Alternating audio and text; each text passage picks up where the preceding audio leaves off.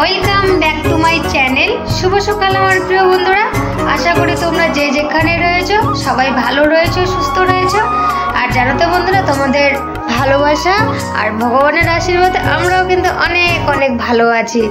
আজকে বন্ধুরা তোমরা দেখতেই পাচ্ছ, তোমাদের সঙ্গে না আজকে আমি নতুন ব্লগ শেয়ার করছি। নতুন ব্লগটা কিন্তু অনেক পুরনো ছিল এই ভিডিও ক্লিপসগুলো, তো তোমরা না পুরো ভিডিওটা না দেখলে না একবারেই বুঝতে পারবে না যে আমি এটা কিসের ভিডিও আজকে তোমাদের সঙ্গে শেয়ার করব। তো বন্ধুরা তোমাদেরকে না সবাইকে আমার ব্লগ চ্যানেলে অনেক অনেক স্বাগত জানাই। আর স্বাগত জানিয়ে আজকের ব্লগটা কিন্তু আমি শুরু করছি। তো তোমাদের অনুরোধ করছি সবাইকে পাশে থাকার জন্য। তো তোমরা ব্লগটা দেখতে থাকো, আশা করি তোমাদের অনেক অনেক ভালো লাগবে। যদিও এটা অনেক দিনের পুরনো ভিডিও ক্লিপ নেওয়া ছিল। তো দেখো বন্ধুরা, আজকে কিন্তু আমি বসে পড়েছি। এই যে কি বানাচ্ছি দেখো, বানাচ্ছি আমি তেল পিঠে। তো না এটা আমাদের অনেক দিনের খাওয়ার ইচ্ছে ছিল, বিশেষ করে আমার ছেলে আর আমার বরের হাজব্যান্ডের। তো দেখো আজকে কিন্তু সেই মতো আমি কিন্তু বসে পড়েছি। ছেলের আর হাজব্যান্ডের আবদারে আমি কিন্তু এই যে তেল পিঠা বানাতে বসে পড়েছি, দেখতেই পাচ্ছ। আর আমি বসে পড়েছি বন্ধুরা জানো কোথায়, আজকে গিয়ে গাছের নিচে, আম গাছটার নিচে।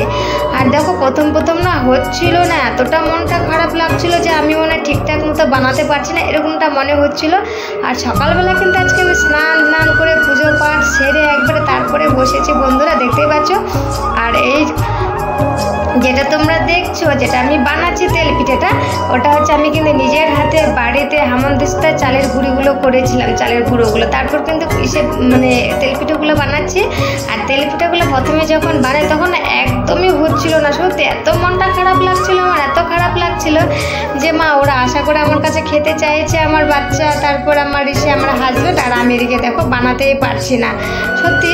তারপর দেখো আমি তখন না বুঝতে পারি, তখন ওই যে আর একটু চালের গুঁড়ি যখন মিশিয়ে দিলাম তখন যে হচ্ছে এত সুন্দর, দারুণ একদম। আমার তো দেখে ভীষণই ভালো লাগছে। তোমাদের যে আবার কার কার ভালো লাগছে কিনা একটু তোমরা আবার আমাকে জানাবে, যে তোমরা আবার তোমরা কে কে বানাতে পারো আর কারা কারা পারো না। আর সত্যি কথা বলতে বন্ধুরা, এই জিনিসটা না আমার না কখনো কখনো ভালো হয়, আমি না বলতেই পারবো না যে এসে করে যে কনফার্মভাবে যে আমার এই জিনিসটা সবসময় পারফেক্ট হয়। কখনো ঠিকঠাক হয়, কখনো হয় না। আজকেও কিন্তু তাই হয়েছিল। প্রথমে তো হচ্ছিল না, তারপরে দেখো এত ফুলছে আর জায়গা নেই। আর জানো তো বন্ধুরা, আজকে তোমাদেরকে তোমরা বুঝতে পারছো, একটু হলে তোমরা আন্দাজ করতে পারছো। এই যে দেখো বন্ধুরা, আর এটা ছিল না আমার অনেক দিনের তখন আমি ভাবছিলাম যে এই ভিডিওটা শেয়ার করব। তো অনেক কিছু না বাকি রয়ে গেছিলো। তো আমি ভাবছি এত এটা মিনি ব্লগ হয়ে যাবে, মিনি ব্লগে দিতে চাইছিলাম আমি, আর সেটা কিন্তু দিইনি। আর এটার পেছনে না আর একটা কারণ রয়েছে এই ভিডিওটা না শেয়ার করার পেছনে। কারণ না আমার না সত্যি মনটা না তখন ভীষণই খারাপ ছিল। আর মন খারাপের কারণটা বন্ধুরা তোমাদেরকে বলি। দেখতে পাচ্ছ এই যে আমি পুজো দিতে চলে এসেছি। আর যেখানে পুজো দিতে আসছি এটা আমার মামা শ্বশুরের বাড়ি। তো এই যে দেখো এটা আমার মামা শ্বশুরের বাড়ি। আর আমার মামা শ্বশুরের বাড়ি আমাদের পাড়াতে। তো এই মামা শ্বশুরদের বাড়িতে এই মন্দির রয়েছে, শিব মন্দির।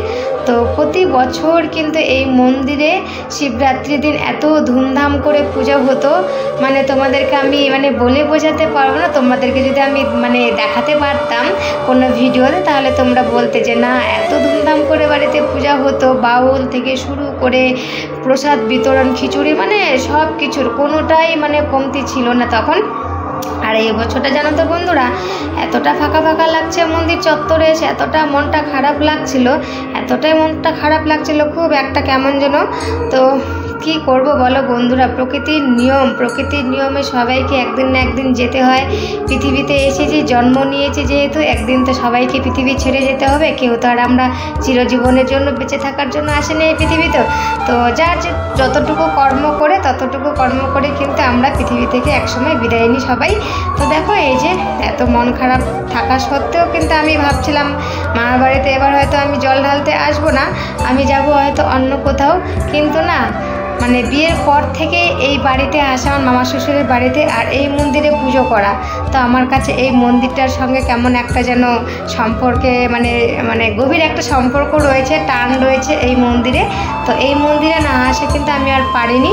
তো দেখো বন্ধুরা, এই যে আমি কিন্তু চলে এসেছি মন্দিরে, আর পুজোটা আমি কিন্তু সারছি। আর পুজোটা সেদিন না কি বলবো তোমাদেরকে, এই যে দেখছো আমি না বেলপাতা প্রথমে তো পাইনি, তারপর অন্য কাউকে দিয়ে বেলপাতাটা পাড়িয়েছি। মানে এনে তারপর বেলপাতাটাকে গঙ্গা জলে ভালো করে ধুয়ে না ওটার মধ্যে না আমি ওম নমঃ শিবায় লিখেছি। টোটাল মোটামুটি 11টা বেলপাতা আমি নিয়েছিলাম। তো এটা আমি না এবছরে ফার্স্ট টাইম করলাম, যে তোমরা দেখলে হয়তো ভিডিওতে যে আমি কিন্তু বেলপাতার উপরে না ওম নমঃ শিবায়টা লিখেছিলাম। এটা লিখলে নাকি বলে খুব ভালো একটা উপকার পাওয়া যায়।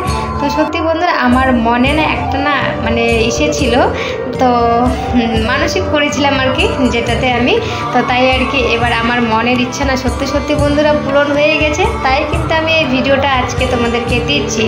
আর মনের মনস্কামনাটা কী ছিল সেটাও তোমাদেরকে বলবো আমি। তো খুব শীঘ্রই কিন্তু বলবো তোমাদের সঙ্গে, আর একটা অন্য ভিডিওতে আমি শেয়ার করব, ঠিক আছে। আমার মনের বাসনাটা কী ছিল, ভগবান মানে শিব আর মাতা পার্বতী তো আমাদের মনের আশাটা খুব তাড়াতাড়ি এত তাড়াতাড়ি যে পূরণ করে দিবে সেটা আমি না ভাবতেও পারিনি। সত্যি খুব ভালো লাগছে, এত আনন্দের বিষয়, তাই কিন্তু আমি আজকে ভিডিওটা শেয়ার করছি, ঠিক আছে। তো যদিও এটা বিষয় নয় যে মানে ভগবান আমার মনের ইচ্ছা না, শিব শঙ্কর আমার ভোলেনাথ আমার মানে মনের আশা পূরণ করেছে বলে আমি আজকে এই ভিডিওটা শেয়ার করছি, সেটা না বন্ধুরা। একটা তোমাদেরকে তো বললামই মন খারাপের ব্যাপার ছিল। তো আমি ভাবছিলাম এখানে সত্যি আমার মানে বলার ভাষা নেই, জানো তো বন্ধুরা। এই বাড়ির প্রতিটা মানুষকে, বিশেষ করে মামি শাশুড়িকে দেখলে তো মামিকে দেখলে ভীষণই মানে মনটা ইস্যু হতো, খারাপ লাগতো। আর সেই দিনটাতে তার বেশি এই যে মামি যাচ্ছে, তো তাই কিন্তু বন্ধুরা। আর এদিকে দেখো আমার কিন্তু না পুজো টুজো সব কিন্তু কমপ্লিট হয়ে গেল।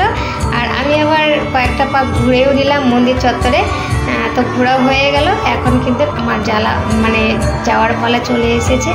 আর মানে মামাদের বাড়িতে প্রসাদ টোসাদও দিতে যাব না আমি হয়তো, কারণ না আমি আবার এখান থেকে মানে চলে যাব কি হচ্ছে অন্য জায়গায়, মানে একটু ঘুরু করতে, ঠিক আছে।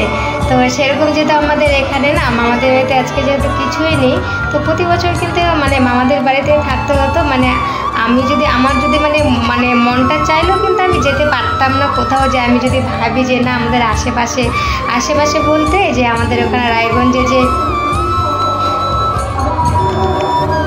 তো আমাদের রায়গঞ্জে যে দেবপুরী রয়েছে, দেবপুরীতে না আমার না প্রতি বছর যেতে ইচ্ছা করে, খুব যেতে ইচ্ছা করে, কিন্তু যাওয়ার হয় না, কারণ মামা বাড়িতে এত ব্যস্ত থাকে সত্যি বন্ধুরা যাওয়া হয় না।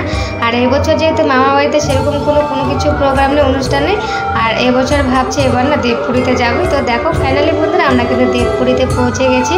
আর যেহেতু আমি মামা বাড়িতে পুজোটা সেরে এসেছি, আর আমার আবার ইচ্ছে ছিল যে এখানে যেহেতু পুরোহিত আছে ব্রাহ্মণ, তো এখানে পুজোটা আবার দেবো, অঞ্জলিটা দেবো। আর ওখানে যেহেতু আমি নিজে পুজোটা সেরেছি, তো আর না এখানে না এত লম্বা লাইন। আর এই পুজো যদি আমি এখানে অঞ্জলি দিতে যাই তাহলে তো আমার হয়ে গেছে, মানে রাত্রি 10টা থেকে আরও বেশি হয়ে যাবে। তো আমার যেহেতু তখন আমি আর মানে বর আবার বিষে পড়বে যে বরের আবার কাজ রয়েছে, তো বর আবার গিয়ে কাজে জয়েন করবে। তো তাই আর কি এই যে দেখো এই যে মন্দিরে ওঠার সময় না এরকম না জল পড়ে, তো কি সুন্দর মনে হচ্ছে পা ধুয়ে প্রবেশ করছে, সত্যি খুব ভালো লাগছে।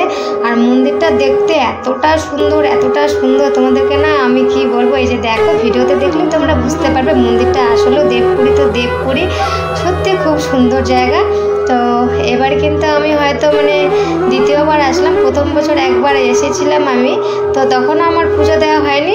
আর এই মন্দিরে না আমার না একবারও আর পুজো দেওয়া হয়নি। এই যে নন্দীকে দেখছো এখানে, নন্দী মহারাজকে, আর এখানে দেখো বন্ধুরা এই যে নিচে রয়েছে ফোয়ারার জল মনে হয়, আর এই যে কত কিছু করে রেখেছে এখানে। সত্যি মানে না এখানে আসলে না অন্যরকম একটা ফিলিংস হয়, সত্যি খুব ভালো লাগে। আর এত বড় এখানে মেলা বসে, মানে কি বলবো সব কিছু পাওয়া যায় এখানে, সব কিছু এভরিথিং একবারে এত কিছু। আর মেলাতে না আমিও ভাবছিলাম না অনেক কিছু নেব, কিন্তু আর না আমার কিছুই নেওয়া হয়নি। শুধুমাত্র ওই যে আমি তোমাদেরকে এর আগে ভিডিওতেও বলেছিলাম আমি মেলায় গেলে কিছু নিই বা না নিই, কিন্তু আমি একজোড়া কানে নিই। আর এখানে দেখো সবাই কিন্তু সেলফি তোলা নিয়ে ব্যস্ত, কারণ এখনকার যুগটাই তাই হয়ে গেছে। আগে মানে কোনো কিছু হোক বা না হোক সেলফিটা কিন্তু আগে নেয় সবাই। আর সবাইকে না আমার কথা বললে এখানে আবার আমি কেন বাদ যাব, তো আমিও কিন্তু সেলফি নিয়েছিলাম অনেকগুলো, আমরাও ছবি তুলেছিলাম এখানে। আর হাতিগুলো এত সুন্দর হয়েছে দেখো, হাতি ময়ূর অনেক কিছুর মানে এখানে। আর দেখো এই যে ফোয়ারা থেকে জল পড়ছে, কত সুন্দর লাগছে না? সত্যি মন্দিরটা তোমাদেরকে যদি আরও 4-5টা একটু ঘুরে ঘুরে দেখাতে পারতাম না, তাহলে আমার না কি বলবো, এই যে দেখো আমার তো মানে এখানে আসলে সত্যি মনটা জুড়িয়ে যায়, অন্যরকম একটা ফিলিংস হয়। আর এদিকে দেখো বন্ধুরা অনেক অনেক ভিড় হয়েছিল সেদিনে, কিন্তু অনেক অনেক ভক্তবৃন্দর ভিড় হয়েছিল। আর এখানে হচ্ছে মায়ের মন্দির, এখানে কিন্তু মায়ের মন্দির আছে। তারপর এখানে দেখতে পাচ্ছ এই যে রাধাকৃষ্ণ আছে, রাধা গোবিন্দ আছে। তো রাধা গোবিন্দ ছাড়া তো কি বলবো। আর এখানে দেখো দুর্গা পুজোও কিন্তু হয় এখানে। মোট কথা এখানে কিন্তু অনেক অনেক পুজো করা হয়, দুর্গা পুজো থেকে শুরু করে শিব পূজা থেকে শুরু করে কালী পুজো, অনেক পুজো হয়। আর জায়গাটা তোমরা দেখে নিলে বন্ধুরা, কোথায় সেটা দেবীনগর দেবপুরি। তো তোমরা কারা কারা দেখেছো দেবপুরি, আর দেবপুরি তোমাদের গিয়ে কেমন লাগে, ওখানকার ফিলিংসটা কেমন, তোমরাও একটু আমাকে জানাতে পারো তোমাদের ফিলিংস, আর তোমাদের কাছে কেমন লাগে দেবপুরিটা। তো তোমরা কিন্তু আমাকে শেয়ার মানে বলতে পারো কমেন্ট করে কমেন্ট বক্সে তো তোমাদের কেমন লাগে। আর বন্ধুরা দেখছো এই যে এত ভিড় রয়েছে না, মানে এই যে এরকম করে কিন্তু লাগিয়ে দিচ্ছে তালা, তারপর কিন্তু মানে যারা ভেতরে গেছে তারা বেরোবে, আর তারপর কিন্তু ওদের পুজোটা শেষ হবে, তারপর কিন্তু এই যে আবার ঢোকাচ্ছে মানুষকে। তো এইভাবেই হচ্ছে, কিন্তু এই সিস্টেমটা আমার তো ভীষণই ভালো লেগেছে না, তাহলে না বেশি ঘুরফাটটা হবে না, আর বেকার বেকার মানুষেরা ভেতরে গিয়ে এত জ্যাম করবে। তো কিন্তু দারুণ সিস্টেম। আর মেলার কথা তোমাদেরকে আমি কিন্তু আগেই বলে ফেলেছি, বুঝতে পারছো বন্ধুরা। তো এই মেলায় না সত্যি সত্যি সব কিছু মানে কি বলবো নিরামিষ, আর পূজাটা যেহেতু পূজা পার্বণ মানেই তো নিরামিষ ভেজ সব কিছু। তো এখানে না সব কিছু মানে মেলায় যা যাবতীয় দোকান বসেছিল, মোট কথা খাওয়ার দোকান সবই কিন্তু নিরামিষের দোকান বসেছিল। আর এদিকে দেখো অনেক অনেক দোকান বসেছিল, এই যে কাপ প্লেট, কাচের গ্লাস। তো আমি না আবার ব্যাগও নিয়ে যাইনি বন্ধুরা সেদিন, আমি তো খালি হাতে চলে গেছি। আর শুধু তোমাদেরকে এই যে এগুলো দেখাতে নিয়ে ব্যস্ত, কারণ আমি তো কিছু নিজে নিব না, তো দাম দর করেও আর কি করব, নিব না যেহেতু, সেই জন্য কিন্তু আমি দোকানদারের সঙ্গে আর দাম দর সেরকম কোনো কিছুই করিনি, শুধু মানে তোমাদের সঙ্গে ভিডিওটা শেয়ার করব বলে এই যে ওই ভিডিও ক্লিপসগুলো নিয়েছি আমি। আর এদিকে দেখো অনেক অনেক খাওয়ার দোকান রয়েছিল, নারকেলের চপ, আরও অনেক কিছু। আর অতগুলোর হয়তো আমি নামও জানি না, বড় বড় রেস্টুরেন্টের মতো দোকান বসে গেছিলো। আর এদিকে দেখো গরম গরম যেটা কি ভাজা হচ্ছে, এটার নাম তো বন্ধুরা আমি একদমই জানি না, সত্যি খাই তো নি মানে খাওয়াও হয়নি কোনোদিনও, আর নামও কিন্তু আমি এটা জানি না। আর এটার নাম যে কি দোকানদারকে হয়তো জিজ্ঞাসা করলে দোকানদার বলে দিতেন যে এটার কি নাম। আর এদিকে দেখো কত সুন্দর সুন্দর জুয়েলারি সব কালেকশন রয়েছে।